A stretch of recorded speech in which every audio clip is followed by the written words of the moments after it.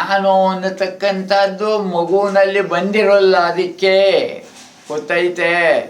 ಅದಕ್ಕೆ ಬೇಕಾದಂಥ ಅವಶ್ಯಕತೆಗಳು ಮಾತ್ರ ಗೊತ್ತಾಗ್ತಾ ಇರುತ್ತೆ ಐತೆ. ಇನ್ನು ಅದಕ್ಕೂ ಕೂಡ ತಿಳಿಸೋಕ್ಕಾಗದೇನೆ ಅಳೋದು ಒಂದೇ ಅದಕ್ಕೆ ಗೊತ್ತೈತೆ.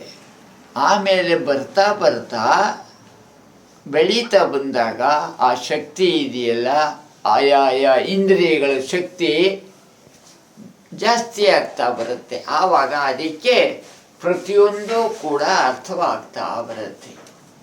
ಆದರೆ ಆ ಶಕ್ತಿ ಯಾವಾಗಲೂ ಇರಲ್ಲ. ಒಂದು ವಸ್ತುನ ನೋಡಬೇಕು ಅಂದಾಗ ನೋಡುತ್ತೆ. ಅಲ್ಲಿವರೆಗೂ ಎಲ್ಲಿತ್ತು ಆ ಶಕ್ತಿ? ಯಾರು ಅದನ್ನು ನೋಡಬೇಕು ಅಂದವರು ಯಾರು? ಅದಕ್ಕೆ ಒಳಗಡೆ ಅಲ್ಲಿ ಪರಮಾತ್ಮ ಈ ಮನಸ್ಸು ಬುದ್ಧಿನಲ್ಲಿ ಇರ್ತಾನೆ. ಅದು ಹೇಳುತ್ತೆ.